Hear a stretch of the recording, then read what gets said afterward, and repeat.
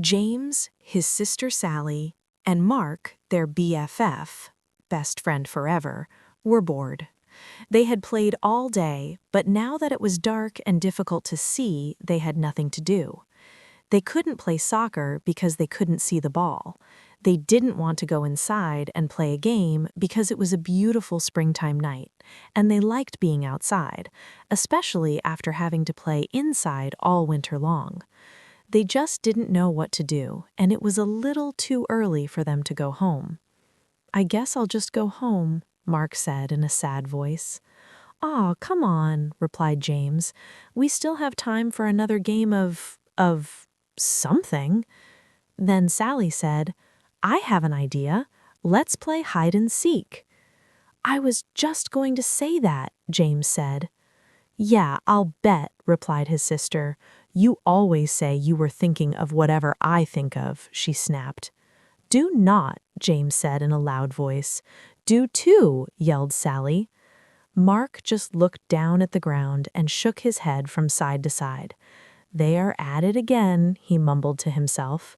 Then he yelled, "Okay, let's play hide and seek. I'll be the seeker." He turned, faced a big tree, closed his eyes, and started counting out loud. 100, 99, 98, 97. Sally and Mark stopped arguing, looked at each other, and ran off in different directions to find a hiding place. In the distance, they could still hear Mark counting. 4, 3, 2, 1. Ready or not, here I come. Then he turned and began looking for places where they could be hiding. Finding Sally was easy. She always ran off and then circled back, so she would be close to base, the safe place to get to before being tagged. Mark looked for the biggest tree and ran towards it, but she wasn't there. "I'll bet she's behind that big bush," he said to himself. So he ran to it and was ready to tag her, but she wasn't there either. As he turned around, he saw James running towards base and darted after him. Just before he touched James' shoulder, James tagged the base and yelled out, "Safe!" "Did you get Sally yet?" James asked. "No," said Mark. "I haven't been able to find her, and it's getting late, and we need to be heading home." So both boys yelled out, "Come on out, Sally, it's late." But there was no reply. Not even a little snicker from somewhere in the darkness. They yelled again, "Come on out, Sally, it's late." Still, there was no reply from Sally. They began to worry and started searching for her. As they walked around the area, they called out, "Sally, come on, we give up, you're safe." But no matter where they looked or how much they called out, Sally was wondering what had happened. All she could remember was crawling under the big trunk of a fallen tree to hide. Now, as she looked up, she saw several stars through a small hole above her head. She had fallen into a hole when she crawled under the tree trunk. "Help!" she yelled, and heard her voice echo throughout what must have been a cave. "Help! Help! Help! Help!" "Did you hear that, James?" Mark said excitedly. "Sally just yelled for help." "Keep yelling, Sally," James screamed. "That way we can find you." Sally heard her brother and kept screaming.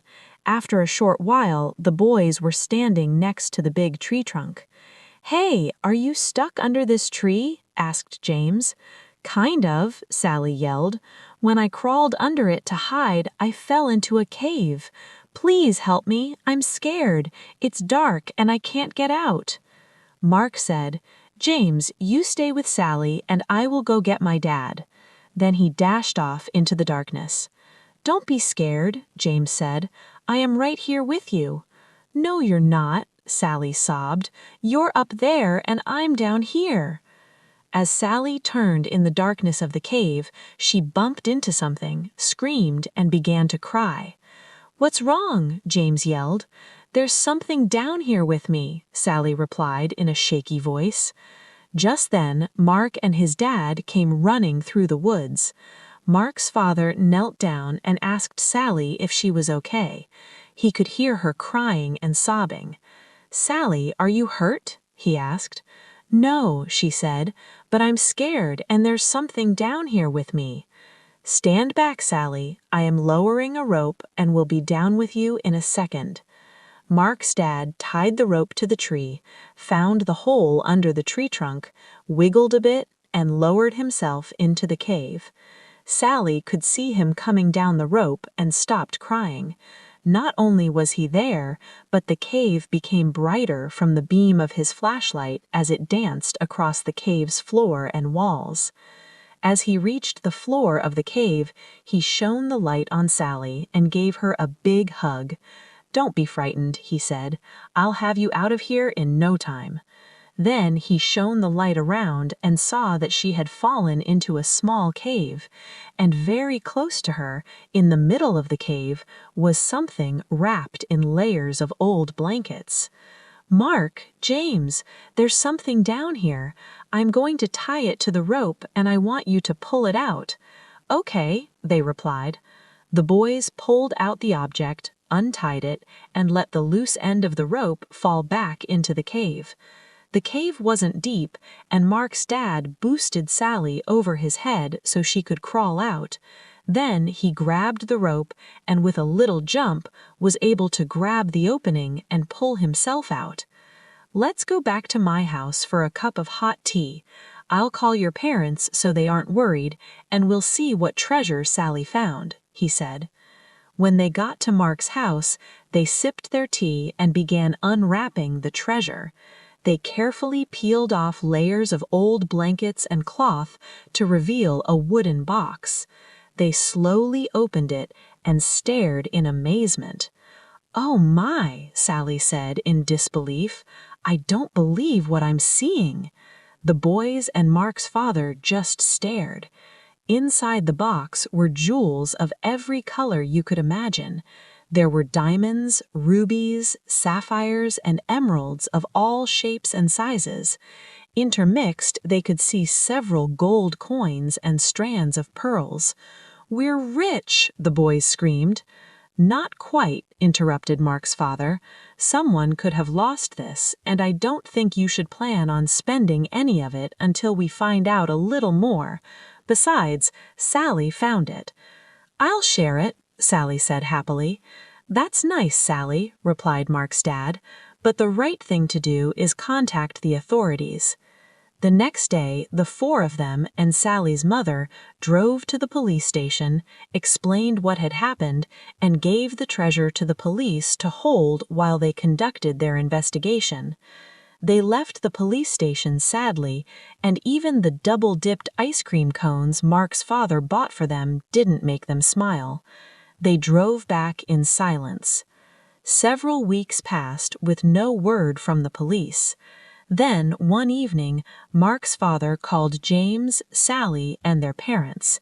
He said, "The police just called, and I think you should come over right now. I'm afraid there is some bad news about the treasure. The police are on their way, and will explain everything when you get here." James and Sally didn't say much during the ride to Mark's house. Sally thought that since it was bad news, the treasure belonged to someone else, even though they probably lost it. "Whatever happened to finders keepers?" she mumbled. "What did you say, Sally?" her mother asked. "Oh, nothing," Sally replied. Then she let out a long, sad sigh that echoed through the car. When they arrived at Mark's house, the police were there with the treasure box.